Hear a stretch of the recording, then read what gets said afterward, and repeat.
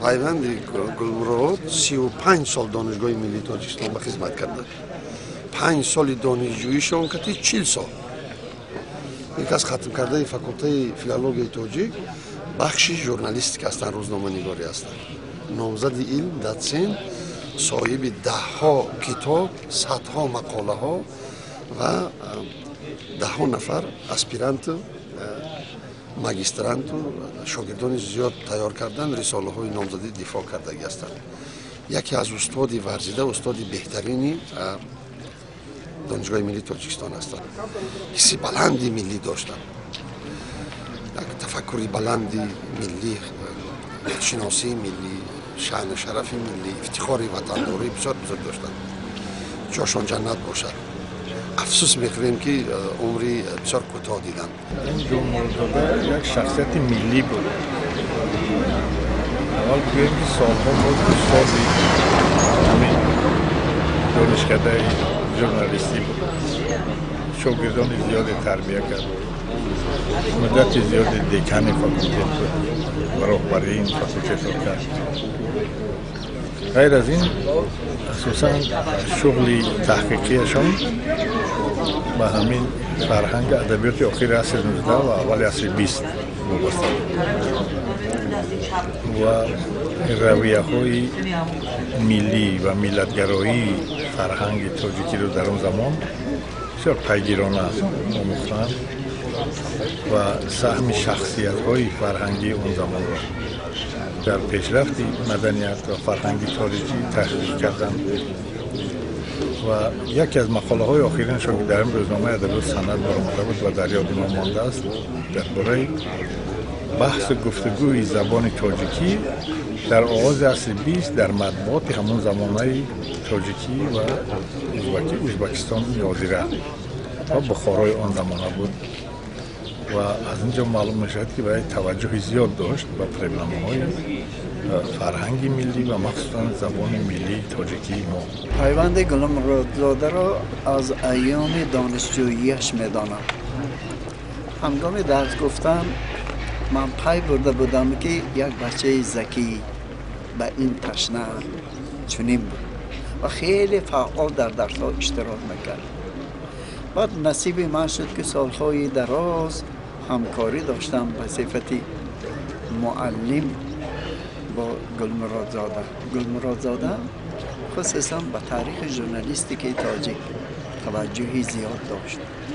همین سالهای نو تشکیل یافتن مطبوعات تاجیک را خیلی آموخت و یک مقدار کتاب و مقاله های علمی تالیف نمود که اهمیت خیلی بزرگ دارد.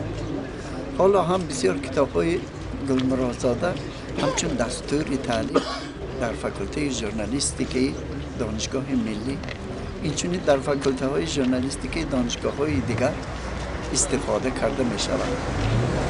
همچون انسان در حق گلمرودزاده همین قدر گفته می توانم که خودش که انسان بزرگ بود بزرگان را بزرگ می داشت. خدمتی که در حق یکی از علامه های تاجیک محمد جان شکوری بخارایی انجام داد یگان کسی دیگر بچه آورده نتوانست.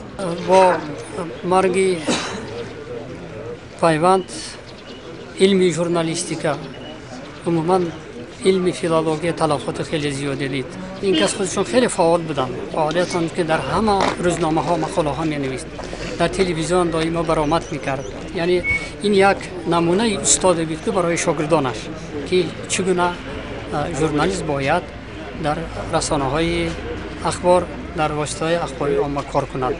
من از این جهت و با شاگردانش هم سختگیر بود. هم خیلی مهربان بود. چند نفر نامزد علم را نیز تیار کرد. یکی از نامزدهای علمی که آخرینش تیار کرد بگی باشد این گوهر عمربه بود، یکی از ژورنالیستان ورزیده ساحه تلویزیون. من حمایت کردن این آدم هم برای ژورنالیستان برای مواد خیلی خوب داد. دوستی عزیز ما، خیشی ایروبان ما، هرچند که وی از زاده ازبکستان و دیه‌هایی که در اونجا بود این یک قسمی ترکیبی همین تاجیکستان میدانند همشون.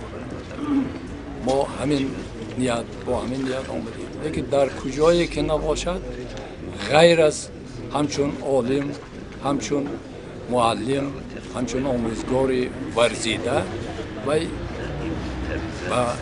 یک شخص مهربان بود و همه دوستان و همه رفیقانش و همه خویشتوان همیشه خدمت میکرد، مهربانی میکرد.